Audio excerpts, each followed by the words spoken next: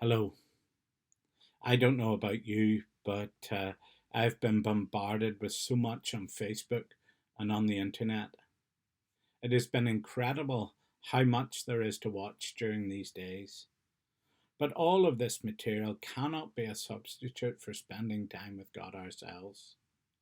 So I've put together a path for us to follow that will help us form a quiet time with God in these days. For some of us, we have been having a quiet time for many, many years. For others, this may be something new. So, this is maybe an opportunity to start to go deeper into God's Word. P is for place. Pick a definite place where you'll be every day for your quiet time. The more routine you can make, the better. It really doesn't matter where, but it should be as free from distractions as possible. This place will soon become very comfortable for you. Secondly, A is assess. Decide basically how you will structure your quiet time. You may ask first what you hope to achieve, how you want to know to get to know God more. If developing closeness with God in prayer is your goal, then certainly choose to spend more time in prayer. If Bible knowledge is your goal, then you may want to choose to do a Bible study. If a daily reading to commit the day to God and remembering other people before God, decide what way you're going to do it. You can change the format over time or do combinations of these ways and others. T, time. Well, my dad has said for many, many years, no Bible, no breakfast, no Bible, no bed. Pick a reasonable amount of time and put your quiet time into your day. Set an alarm so that you know this is the time you have set aside in your day to be with God. The key at this point is consistency, but make sure you don't burden yourself with something you will not do. It is okay to miss your time slot or a day because of other things. It might seem like a sacrifice, though, at first, but keep the objective in mind that you will get back to the quiet time as soon as you can. You need this. And as you accomplish discipline in a little time, it will become easier to increase your time that you spend with God.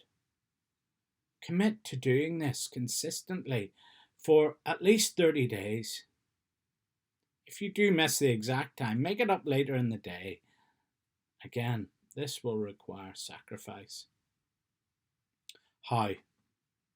If you have set aside 15 minutes, always start your time with a short prayer, simply asking God to speak to you through His Word.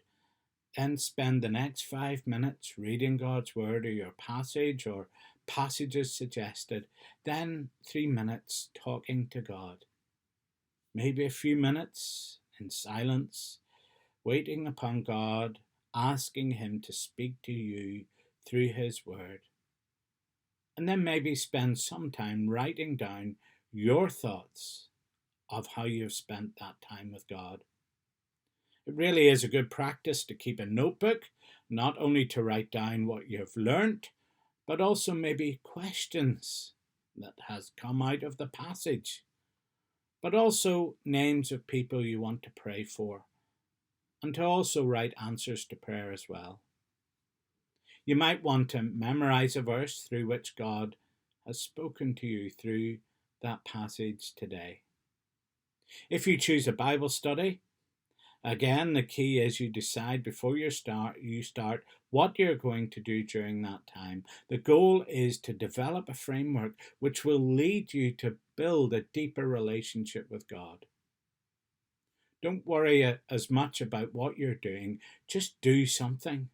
Don't be afraid to ask other Christians what they do for their quiet time, how they get alone with God. You know, sometimes I've visited people who no longer come to church. I ask them why they stopped coming. More often than not, it comes down to the fact that they've just got out of the way of it.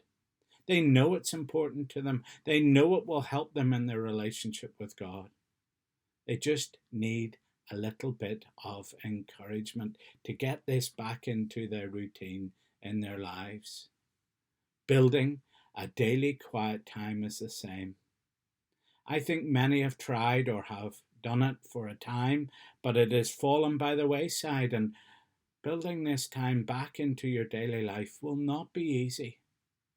Nothing of value ever is. But the main objective for any of us is disciplining ourselves to do something every day.